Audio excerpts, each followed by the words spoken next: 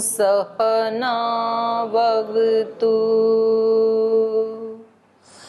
सहनौ भुनक्तु सह वीर्यं करवावहै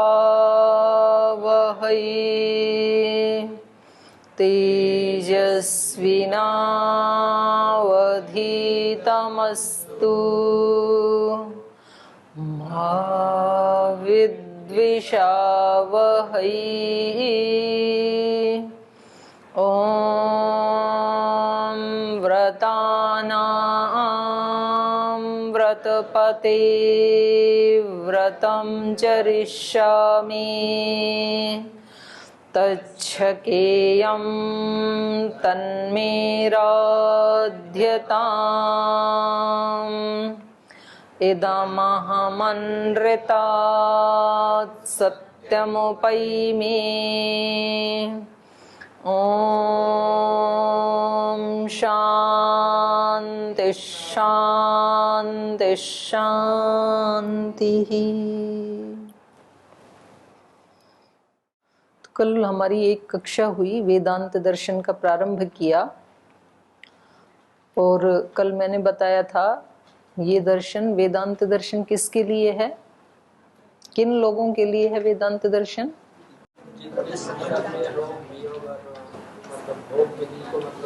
दुख दिखाई दिया जी, और उस दुख से मुक्ति पाने के लिए। कौन सा दुख? जब रोग वियोग और भोग से जो मतलब दुख मिलता है, उस दुख से मुक्ति पाने के लिए मतलब जिनको अत्यंत पिपासा है तो उनके वैराग्य हो जाएगा इससे, तो वैराग्य से ही उनको संसार में दुख दिखाई देगा। तो छुटकारा पाने के लिए जिस अत्यंत सुख है, जो सुख एक बार पाने के बाद कभी भी नहीं छूटेगा, उस सुख के लिए वो प्रयत्न करें, जिस जैसा करें, और वो है ब्रह्म। तो ये ब्रह्म की प्राप्ति की जिज्ञासा जिनको है उनके लिए है ये शास्त्र। तो कल इस सूत्र से भी स्पष्ट है और कल जो भाष्य किया उससे भी ये स्पष्ट है कि वेदांत दर्शन जो है ये उन्हीं लोगों के लिए जिन्होंने कष्ट की अनुभूति की है और अब उससे छूट करके वो शाश्वत सुख को पाना चाहते हैं, उन लोगों के लिए है ये। और इस दर्शन में 555 सूत्र हैं टोटल।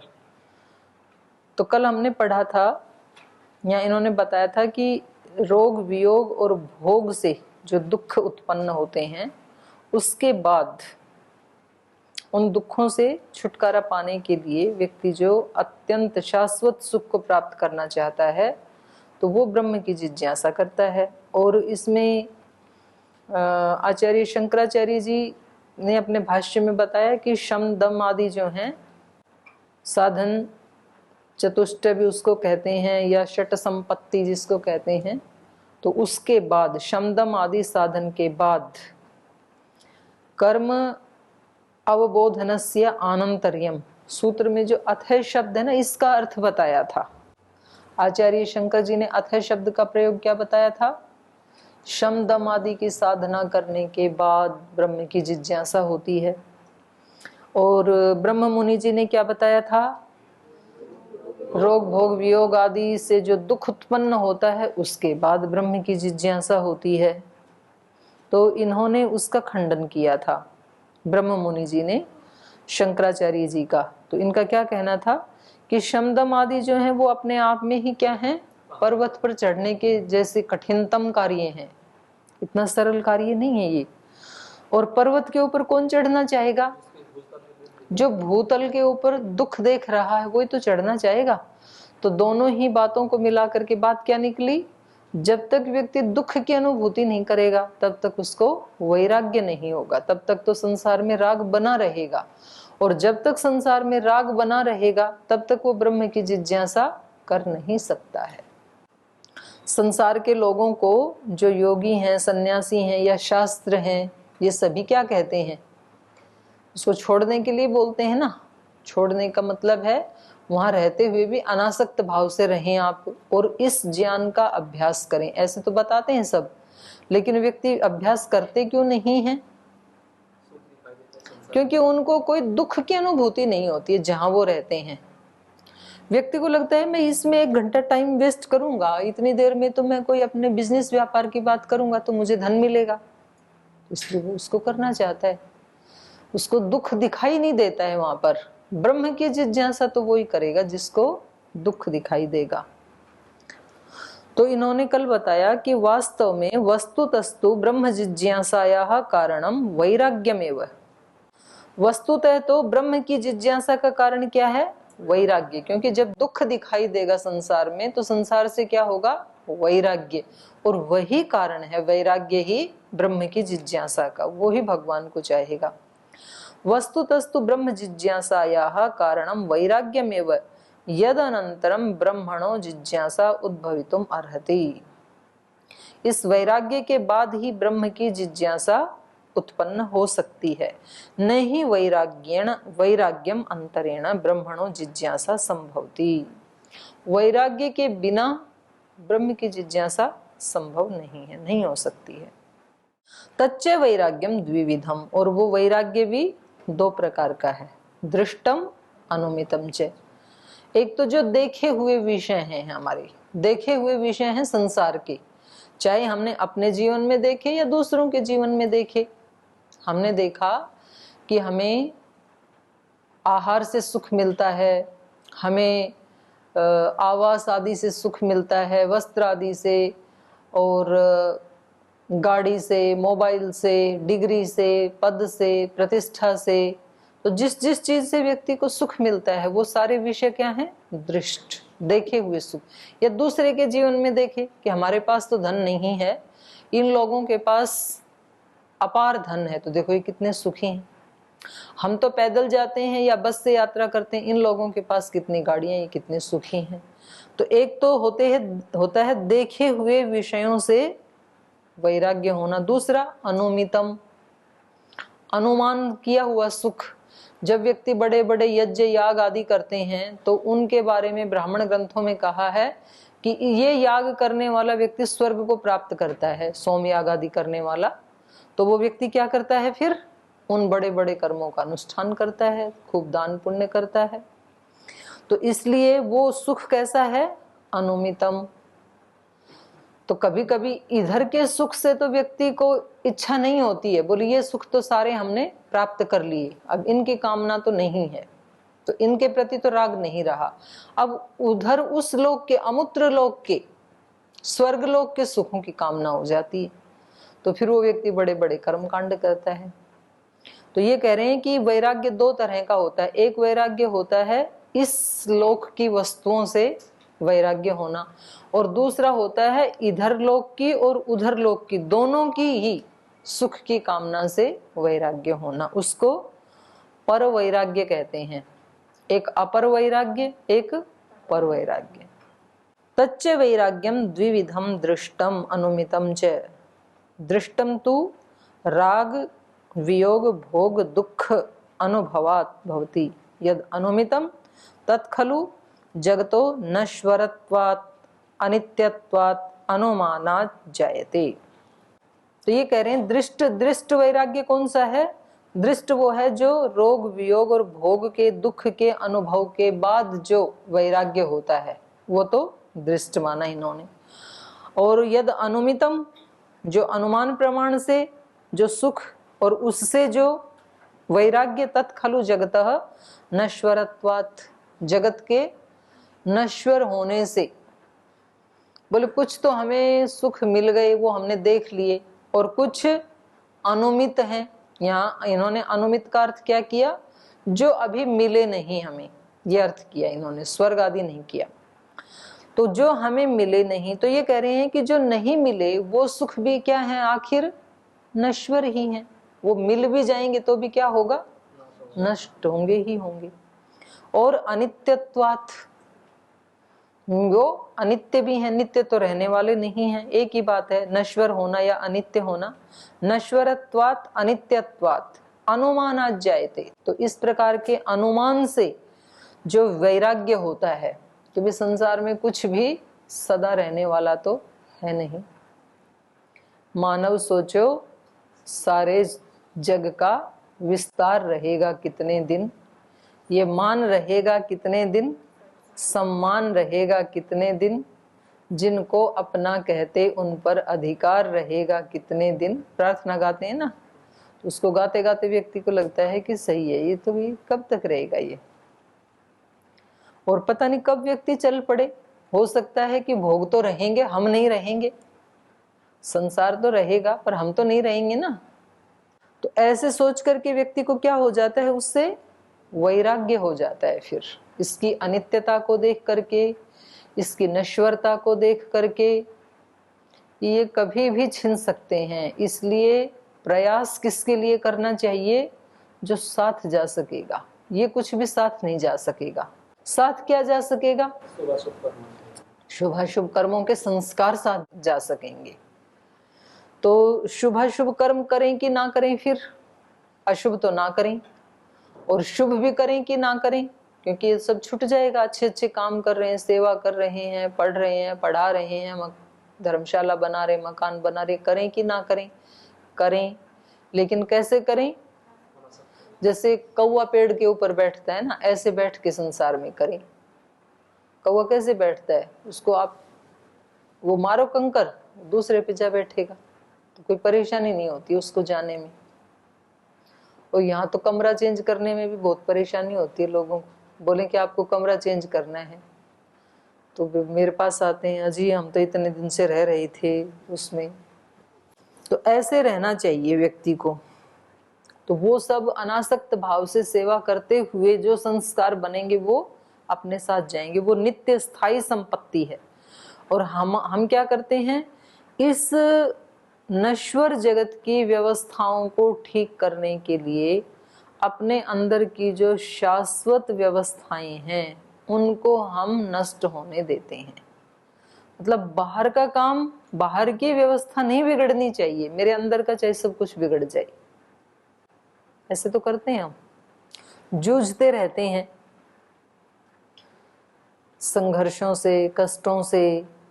और किस लिए, कि भाई इसलिए उपासना नहीं करने का टाइम है तो कोई बात नहीं, नहीं करेंगे, पर ये जो काम है खेती का, व्यापार का, बिजनेस का, तो ये तो करना है, नहीं तो मेरी अर्थव्यवस्था बिगड़ जाएगी, मेरे घर की व्यवस्था बिगड़ जाएगी। उस व्यवस्था को ठीक करने के लिए व्यक्ति अपने जीवन की व्यवस्था को अव्यवस्थित कर लेता है, बर्बाद कर लेता है। और ऐसा नहीं है कि बाहर की व्यवस्था नहीं करनी चाहिए, पर उसके साथ साथ ज्यादा ध्यान किसका देना चाहिए, आंतरिक व्यवस्था का। क्योंकि प्रायोरिटी के ऊपर क्या रहेगा, प्रायोरिटी के ऊपर वो रहना चाहिए जो नष्ट नहीं होगा। नष्ट हो जाएगा वो हमेशा सेकेंडरी होना चाहिए। तो ये समझदार आदमी की पहचान है। तो ये कह रहे हैं कि वैराग्य के बिना ब्रह्म की जिज्ञासा नहीं हो सकती। और वो वैराग्य दो प्रकार का है, एक तो इन रोग आदि से उत्पन्न होने वाला, दुख आदि से उत्पन्न होने वाला, जिसको स्मशान वैराग्य भी कहते हैं, अपर वैराग्य। जैसे स्मशान में किसी व्यक्ति को जलाने के लिए जब जाते हैं ना, तो वहां बैठे हुए सब लोगों को उस समय वैराग्य की स्थिति होती है। लोग कहते हैं अरे क्या लेके गया ये, कुछ साथ नहीं जाता, देखो कल तक हमारे साथ था और कितना इसको चिंता थी घर परिवार की, बच्चों की, ने पढ़ाई की, डिग्री की, पद की, प्रतिष्ठा की, कितनी इसको अभिप्सा थी, और आज देखो कुछ भी नहीं लेके गया, चला गया। हम भी एक दिन ऐसे ही चले जाएंगे। और जैसे ही स्मशान से बाहर निकले, अरे मैं तो भूल ही गया था, 2 घंटे हो गए, मेरे तो आज दुकान नहीं खोली मैंने, उस डीलर से मिलना था, ये करना था, फिर अपने काम में लग जाते हैं। आराम से शाम को आके अपने घर में खाना खाते हैं और लगता है हमारा जीवन तो शाश्वत ही रहेगा। हम भी अभी पाठ पढ़ रहे हैं तो कैसे लग रहा है, ये तो पढ़ने के लिए पाठ है, हम तो ऐसे ही रहेंगे शाश्वत, पढ़ते पढ़ाते रहेंगे, ऐसे ही गुरुकुल में वास करते रहेंगे, ऐसा थोड़ी है। ये हमारे लिए भी वही है, जो दूसरों के लिए है वही हमारे लिए भी है। तो एक तो इन दुखों से स्मशान वैराग्य होता है, और जब दुख नहीं होता है तो व्यक्ति को क्या लगता है, ऐसे ही चलेगा ये संसार। तो बापू के हाथ में फावड़ा बड़ा हल्का हल्का लगता है कि चला रहे हैं, मेरे हाथ में आए तो मैं भी चला लूं। जब अपने हाथ में आता है तो पसीने निकलते हैं। फिर जब गुरुकुल की व्यवस्था गुरुजन करते हैं तो बड़ी नुक्ताचीनी करता है व्यक्ति, यहाँ ऐसे होना चाहिए, खाना ऐसा होना चाहिए, पढ़ाई ऐसी होनी चाहिए, रहने का ऐसा होना चाहिए, यज्ञशाला ऐसी होनी चाहिए, खेल का मैदान ऐसा होना चाहिए। और जिस दिन ये खुद कभी बनाएगा ना मकान 2 कमरे का, 2 कमरे का मकान बनाते बनाते वो सींग बाहर निकल आते हैं और जीभ बाहर निकल आती है। मकान बनाने के बाद लगाते हैं ना कार्टून मकान के ऊपर, तो वो इसीलिए लगाते हैं कि भैया मकान बनाते बनाते मकान मालिक की स्थिति ये हो गई, इधर सींग आ गए, जीभ बाहर आ गई, आंखें फट गई, मतलब हाल बेहाल हो गया 2 मकान बना के। तब फिर वो थोड़ा थोड़ा उसकी हिफाजत करता है कि इसमें कहीं कोई नुकसान ना हो जाए, क्योंकि ये बहुत मेहनत से बना है। तो दूसरा है उसकी नश्वरता को देख करके वैराग्य। कार्य सब करना है, कर्तव्य का पालन 100% करना है, अपने कर्तव्य से बिल्कुल भी पीछे नहीं हटना है, लेकिन चलने के लिए हमेशा तैयार, आसक्ति किसी चीज में नहीं, किसी वस्तु में नहीं, किसी विषय में नहीं। कर्म मीमांसायाम विहितानि कर्माणि चरित्वा तु केवलम अभ्युदयिकम एव सुख वैशिष्ट्यम अनुभूतम भवति तत्रपि रोग वियोग भोग दुख अनुच्छितिर्नास्ति। कह रहे हैं कर्म मीमांसायाम विहितानि कर्माणि, कर्म मीमांसा में माने पूर्व मीमांसा में, जो मीमांसा दर्शन है कर्म कांड वाला, पूर्व मीमांसा जो दर्शन है उसमें विहित जो कर्म है उसमें यज्ञ याग का प्रधानता से वर्णन किया गया है। तो कह रहे हैं कर्म मीमांसायाम विहितानि कर्माणि चरित्वा, कर्म मीमांसा में विहित जो कर्म है उनका आचरण करके केवलम अभ्युदयिकम एवं सुख वैशिष्ट्यम अनुभूतम भवति। कर्म कांड करने से केवल क्या होगा, अभ्युदय की प्राप्ति होगी, निःश्रेयस की प्राप्ति नहीं होगी कर्म कांड से, क्योंकि उनमें तो पहले ही बताया है ब्राह्मण ग्रंथों में, स्वर्ग कामो अग्निहोत्रम यजेत, जिसको स्वर्ग की कामना है वो अग्निहोत्र करे, पुत्र कामो पुत्रेष्टि यजेत, धन कामो धनेष्टि यजेत। तो जहां जहां उसमें तो पहले ही कहा है कि जिसको इन इन सुखों की कामना है वो ये कर्म कांड करे। तो इसका मतलब वो जो कर्म कांड है वो क्या देने वाला है, सुख देने वाला है। कौन सा सुख देने वाला है, अभ्युदयिक, सांसारिक, देहिक, ऐन्द्रिक, ये सुख देने वाला है। वो चाहे इस लोक में सुख देगा या तो स्वर्ग आदि की प्राप्ति मांगे तो उस लोक में देगा, लेकिन है सारे क्या, अभ्युदय में आते हैं, मोक्ष में नहीं आते, निःश्रेयस में नहीं आते सारे सुख। तो ये कह रहे हैं कर्म मीमांसायाम विहितानि कर्माणि चरित्वा तु केवलम अभ्युदयिकम एव सुख वैशिष्ट्यम अनुभूतम भवति तत्रपि रोग वियोग भोग दुखा अनुच्छितिर्नास्ति। कह रहे हैं वो मिल भी जाएंगे, मान लो वो भोग, तो वहां पर भी धनवान व्यक्ति भी रोगी होते हैं कि नहीं होते हैं, उदयन होते हैं नहीं होते हैं? और उनके वहां भी वियोग किसी का होता है कि नहीं होता है, भोगों से दुख होते हैं कि नहीं होते हैं, होते हैं। तो कह रहे हैं ये तो वहां भी जुड़े हुए हैं, जो बड़े बड़े कर्मकांड करके बड़े बड़े जो सुख के लिए करते हैं, तो वहां पर भी योग वियोग भोग इस दुख से दुखात उच्छितिर नास्ति, उस दुख का खंडन नहीं हो सकता, वो दुख वहां भी साथ जुड़ा ही हुआ है। इसीलिए तो लोग बोलते हैं कि ये जो मनुष्य योनि है ये तो देवों को भी दुर्लभ है, क्योंकि जो देवता है, जिनको हम देव कहते हैं, देवता कहते हैं, जो स्वर्ग लोक में रहते हैं, वो भी भोग योनि है, वो भी मुक्त नहीं है। एक अवधि के बाद उनको भी धरती पे आना ही पड़ता है, जैसे ही वो समाप्त हो जाएगा उनका पीरियड सुख का, तो उनको भी वापस आना पड़ेगा। और मनुष्य योनि उससे श्रेष्ठ क्यों है, क्योंकि ये अभी डायरेक्ट मोक्ष में जा सकता है अष्टांग योग का पालन करके। तो ये योनि उनको भी दुर्लभ है, वो भोग योनि है, और जो मनुष्य की योनि है ये उभय योनि है, ये भोग भी करता है और इससे मोक्ष के लिए प्रयास भी कर सकता है, नए संस्कार भी बनाता है, पीछे वाले का भोग भी करता है। देवता नए संस्कार नहीं बना सकते, नई तपस्या नहीं कर सकते। वो पशु पक्षी जो दूसरी मनुष्येतर योनियां हैं वो नया कर्म नहीं कर सकते हैं, वो भोग योनि है, बस केवल भोग कर रहे हैं, वो पीछे जो किया था उसका लेकिन ये दोनों कर सकता है, पीछे का भोग भी करता है, आगे के लिए मोक्ष का उपाय भी कर सकता है। तो ये ऐसे कह रहे हैं कि वहां पर जो कर्म के बारे में कहा था उन्होंने, तो कह रहे हैं कर्म मीमांसायाम विहितानि कर्माणि चरित्वा, वैराग्य के बारे में बता रहे हैं। उन कर्म कांडों का अनुष्ठान करके तो केवलम अभ्युदयिकम एवं सुख वैशिष्ट्यम अनुभूतम भवति, सुख विशेष की अनुभूति होती है, लेकिन वहां पर भी तत्रपि रोग वियोग भोग दुख दुखात उच्छितिर नास्ति, वहां भी इन दुखों से उच्छिति नहीं है। उच्छिति मतलब नाश नहीं है, दुखों से वो हट नहीं सकता है, ये दुख उसके साथ ही लगे रहते हैं। नचे नश्वरात अनित्यात परम अनश्वरम नित्यम अमृतम वस्तु उपलभ्यते। और कहते हैं ये जो नश्वर चीजें हैं ना, ये जो अनित्य चीजें हैं, इनसे वो अनश्वर, वो नित्य अमृत वस्तु उपलब्ध नहीं हो सकती। यहाँ ईश्वर को भी क्या कहा? वस्तु। नित्यम अमृतम वस्तु न उपलभ्यते, ईश्वर को वस्तु कहा। यहाँ पर कह रहे अनित्य से, ये जो अनित्य सुख के साधन हैं, इनसे उस नित्य की प्राप्ति नहीं हो सकती है।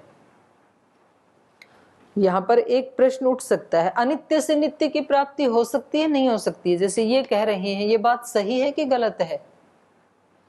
अनित्य से इन्होंने यही तो कहा कि ये जो अनित्य चीजें हैं, नश्वरात अनित्यात, जो नश्वर हैं, अनित्य चीजें हैं, उनसे अनश्वर की, नित्य की, अमृत वस्तु की उपलब्धि नहीं हो सकती है। तो ये पंक्ति ठीक है कि गलत है?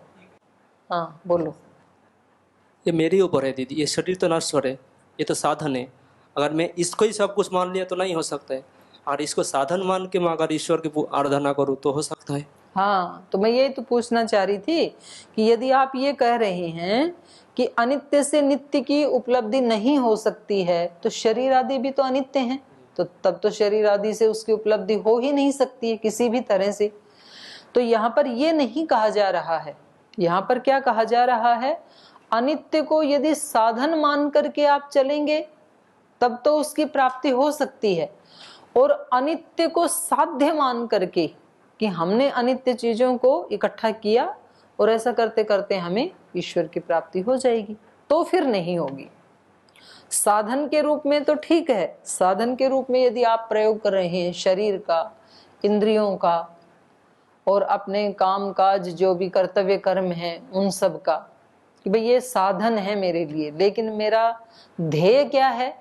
ध्येय ईश्वर है, तब तो प्राप्ति हो जाएगी। और यदि आपने कहा कि शरीर से अतिरिक्त किसने ब्रह्म को देखा, अपने इस शरीर को ठीक रखो, इसको रोगी मत होने दो, इसको काम क्रोध आदि से युक्त मत होने दो, धन खूब कमाओ, धन खूब बांटो लोगों में। मतलब मैं उनकी बात कर रही हूँ जो पुण्य आत्मा है, दूसरों की तो बात ही अलग कर दे रही हूँ, उनको तो नहीं ही प्राप्ति होगी। पर कई बार व्यक्ति कहता है ना भाई खूब सेवा करो।